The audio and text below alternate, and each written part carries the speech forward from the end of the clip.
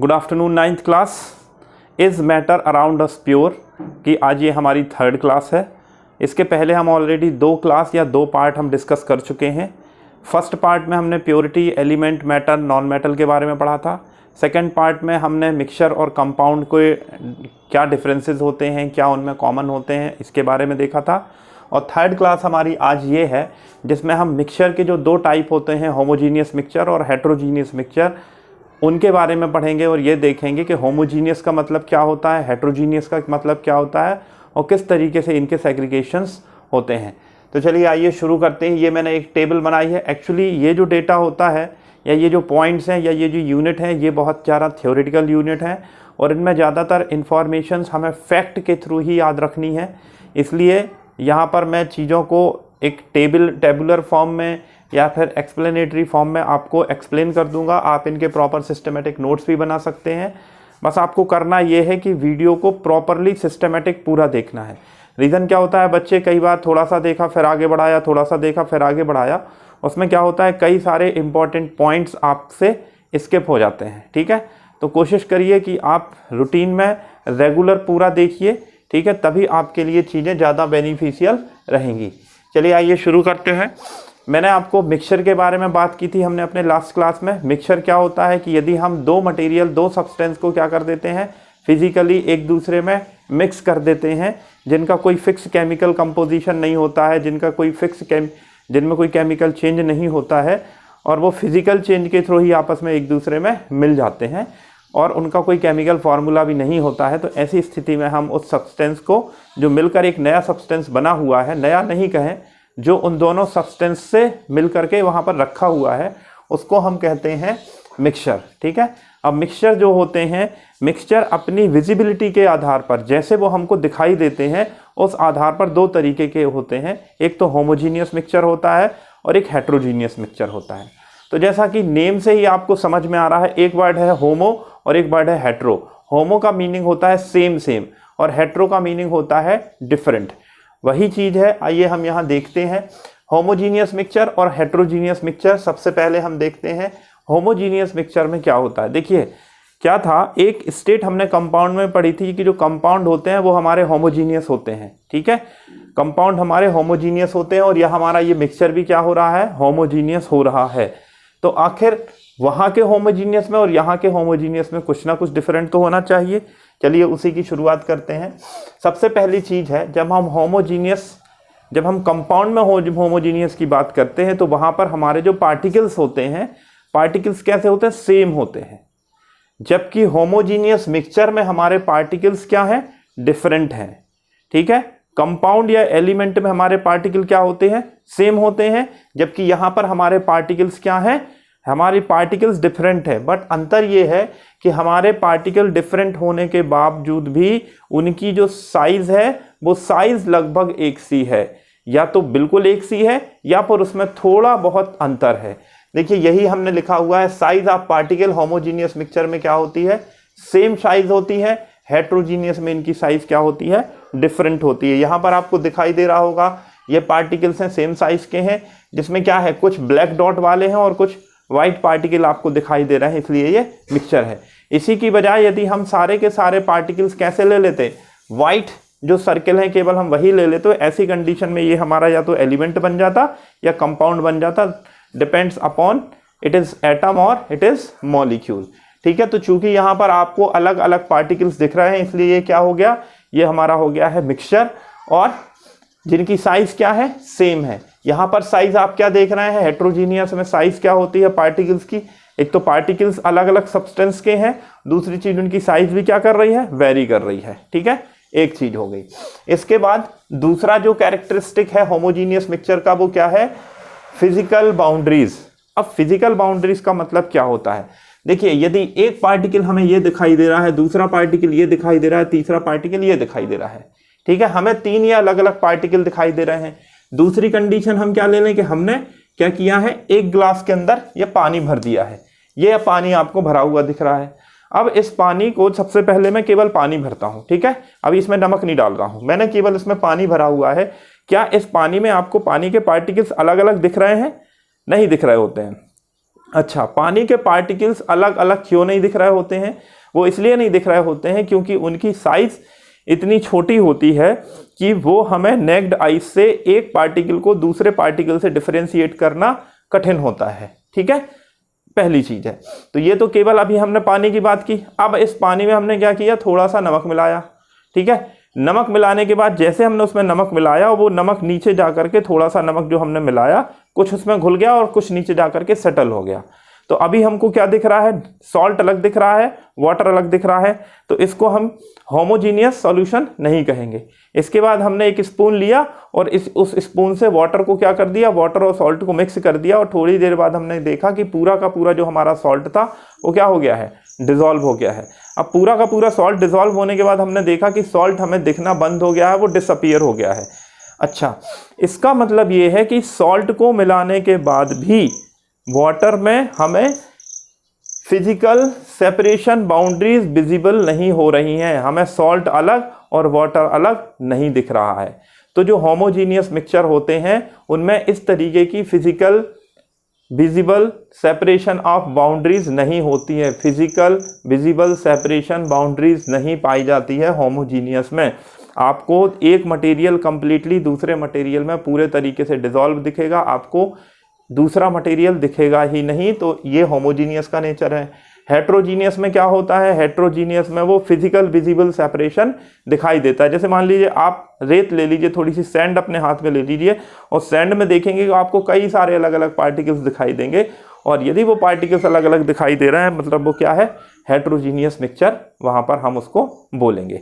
Okay, इसके बाद हम बात करते हैं कंपोजिशन की। कंपोजिशन पे आते हैं।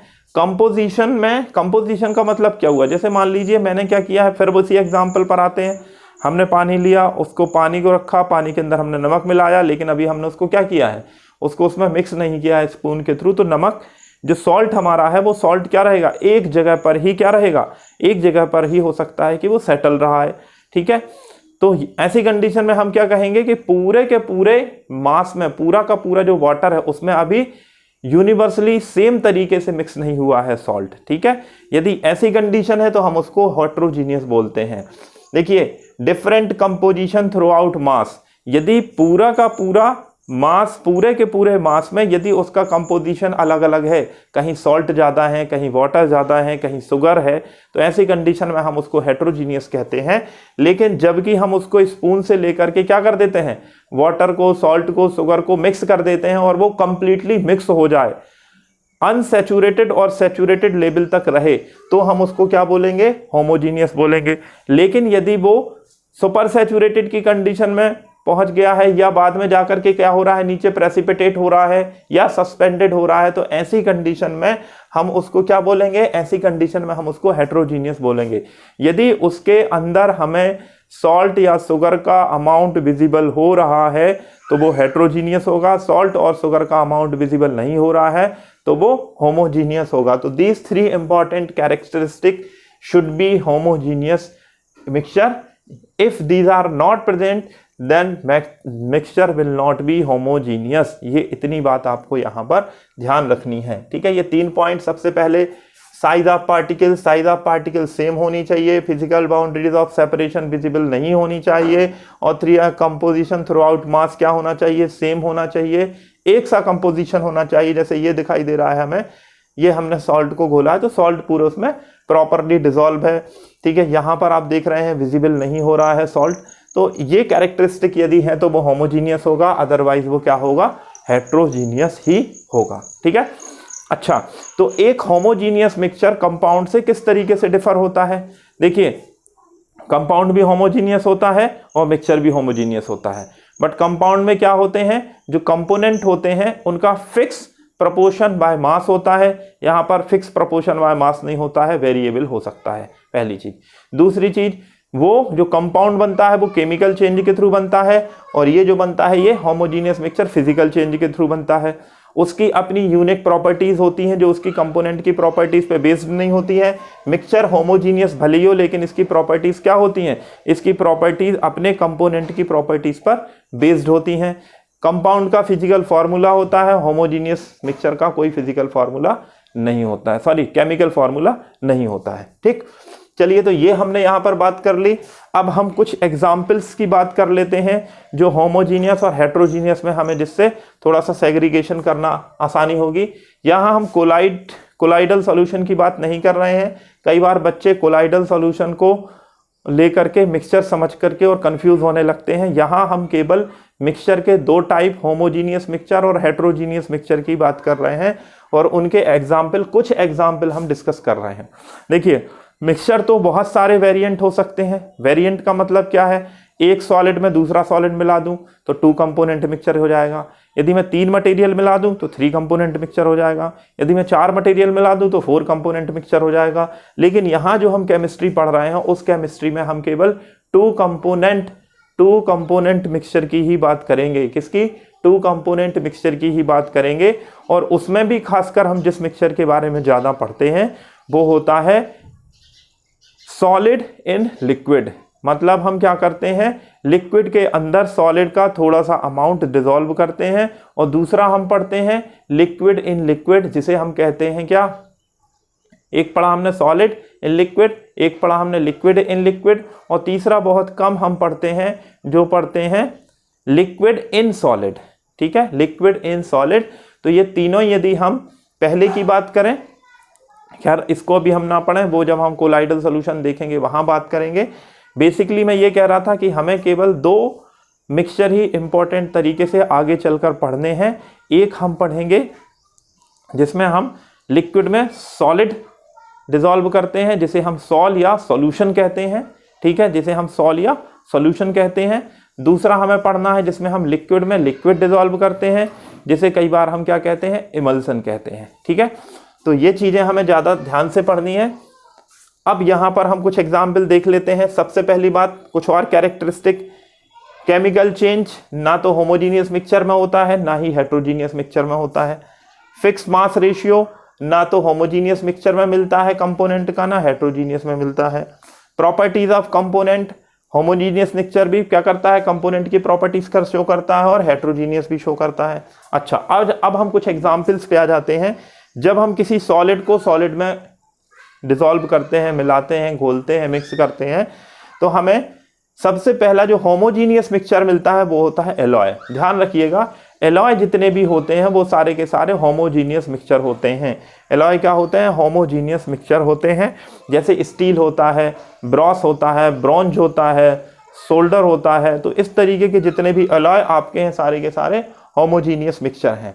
अच्छा, यदि हम देखें सॉइल है, सैंड है, गन पाउडर है, ये सारे के सारे क्या है? हेट्रोजीनियस मिक्सचर हैं। ठीक है, गन पाउडर का फॉर्मूला बहुत इंपॉर्टेंट होता है। कार्बन, जिसमें कार्बन के लिए हम चारकोल, सल्फर और निटर, इन 3 चीज़ों का इस्तेमाल करके गन पाउडर बनाते हैं। ये ध्यान रखिएगा, आगे भी हम इसको डिस्कस करेंगे। सॉलिड में लिक्विड, ठीक है, गन पाउडर किससे बनता है? कार्बन प्लस सल्फर और प्लस निटर। ठीक है, निटर कहते हैं उसको। अच्छा, दूसरा एग्जाम्पल हमारा है सॉलिड प्लस लिक्विड। हमने क्या किया है? सॉलिड में लिक्विड या लिक्विड में सॉलिड।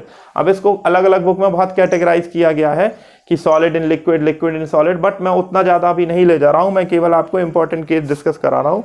Solid plus liquid. अब सॉलिड प्लस लिक्विड हमने क्या किया है? लिक्विड लिया है, लिक्विड के अंदर थोड़ा सा हमने क्या मिला दिया है? सॉलिड मिला दिया है। सॉलिड 2 कंडीशन में हो सकता है। एक तो हो सकता है जो डिसॉल्व हो, सॉल्यूबल हो, दूसरा है जो सॉल्यूबल ना हो। यदि सॉल्यूबल है तो वो 2 कंडीशन में बना सकता है, वो होमोजीनियस भी बना सकता है, हेट्रोजीनियस भी।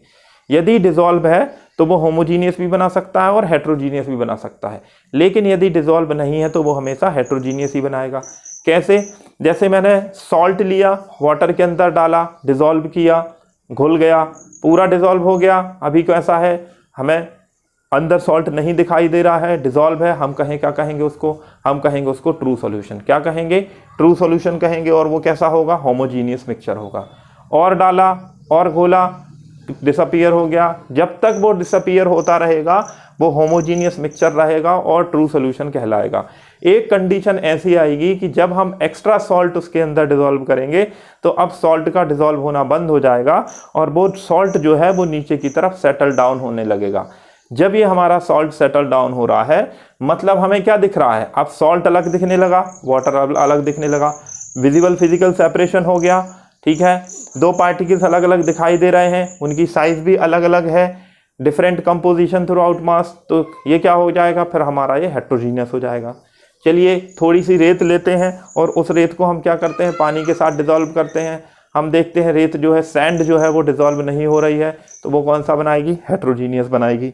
अच्छा, अगले केस पे आते हैं, liquid plus liquid. When we take one liquid and dissolve into other liquid, such as we takes alcohol plus water, alcohol and water भी dissolve, हम उसको एक दूसरे में मिक्स करते हैं और completely मिक्स होने के बाद देखते हैं तो हमें किसी भी तरीके से विजिबल फिजिकल सेपरेशन नहीं दिखाई देता है, तो हम उसको क्या कहते हैं, हम उसको कहते हैं होमोजीनियस मिक्सचर कहते हैं। ठीक है, हम उसको क्या कह देते हैं, होमोजीनियस मिक्सचर कहते हैं। उसी की जगह हम क्या ले लेंगे यदि, ऑयल ले लेंगे। ठीक है, ऑयल और वाटर एक दूसरे में मिक्स करेंगे तो हम उसको क्या कहेंगे, हम उसको कहेंगे हेट्रोजीनियस सॉल्यूशन, क्योंकि ऑयल अलग रहेगा, वाटर अलग रहेगा। दूसरी बात, हम मिल्क की करें तो मिल्क भी हेट्रोजीनियस रहेगा। क्यों रहेगा, क्योंकि जो फैट होती है वो भी लिक्विड है, जो वाटर होता है वो भी लिक्विड है। ऐसी कंडीशन में फैट और लिक्विड जब दोनों एक दूसरे में डिजोल्व है तो क्या है, वो हेट्रोजीनियस कंडीशन में है। ठीक है, अच्छा चलिए अब हम बात करते हैं लिक्विड प्लस गैस। कुछ गैसेस ऐसी होती हैं जो वाटर में कंप्लीटली बहुत अच्छे से डिसॉल्व होती हैं, कुछ ऐसी होती हैं जो डिसॉल्व नहीं होती हैं। तो जो डिसॉल्व हो जाती हैं उनकी विजिबल फिजिकल सेपरेशन या फिर आपको फिजिकल सेपरेशन बाउंड्रीज नहीं दिखाई देती है, तो हम उनको होमोजीनियस मिक्सचर कहेंगे। जैसे हम बात करें अमोनिया की, अमोनिया क्या होती है, वाटर में बहुत अच्छे से डिसॉल्व करती है। HCl हाइड्रोक्लोरिक एसिड जो होता है वो कब बनता है, देखिए HCl गैस होती है, जब वो वाटर में डिसॉल्व हो जाती है तो वो हाइड्रोक्लोरिक एसिड बनाती है। ठीक है, तो HCl गैस जो है जब वो वाटर में बहुत अच्छे से डिसॉल्व होती है तो इस कंडीशन में हम क्या कहते हैं, उसको लिक्विड और गैस का मिक्सचर है आपका। ठीक है, हीलियम जो गैस है वो वाटर में उतनी अच्छी डिसॉल्व नहीं होती है, बहुत कम अमाउंट में डिसॉल्व होती है, तो हम कहेंगे कि ये मिक्सचर तो है बट ये कैसा मिक्सचर है, हेट्रोजीनियस मिक्सचर है। ओके, तो इस तरीके से आपको ये तीन कैरेक्टरिस्टिक पर जब आप होमोजीनियस और हेट्रोजीनियस की बात करते हैं तो बहुत ध्यान से आपको इन चीज़ों को करना है।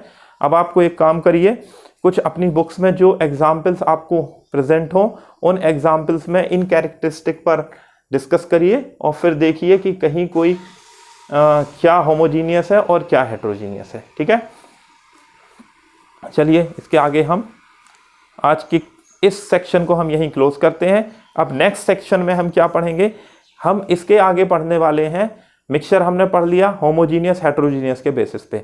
अब हम मिक्सचर के बेसिकली 2 कंपोनेंट मिक्सचर के बारे में पढ़ने वाले हैं, और 2 कंपोनेंट मिक्सचर में भी हम कौन सा लेंगे, जिसमें लिक्विड के अंदर सॉलिड डिसॉल्व हो, लिक्विड के अंदर सॉलिड डिसॉल्व हो। उस 2 कंपोनेंट मिक्सचर को हम अपने नेक्स्ट सेशन में पढ़ेंगे, और वो जो मिक्सचर होता है हमारा वो 3 पार्ट में हमारा डिवाइडेड हो जाता है। एक बनता है ट्रू सॉल्यूशन, दूसरा बनता है कोलाइडल और तीसरा बनता है सस्पेंशन। ठीक है, तो आगे चल करके हम यही पढ़ने वाले हैं। बेसिकली हम क्या पढ़ रहे हैं, हम मिक्सचर के एक specific segment solid dissolve in liquid, solid dissolve in liquid को पढ़ने वाले हैं, जो 3 तरीके का नेचर दिखाता है, और ये तब दिखेगा जबकि हमारा मटेरियल उसमें डिसॉल्व होगा। ये ट्रू सॉल्यूशन बनाएगा, कोलाइडल बनाएगा और सस्पेंशन बनाएगा। तीनों स्टेट कब बनती हैं, कैसे बनती हैं, इनके बारे में हम यहाँ पर बात करेंगे और उसके बाद इनकी प्रॉपर्टीज की स्टडी करेंगे। चलिए इस पार्ट को हम क्लोज करते हैं। Thank you to all of you. Okay.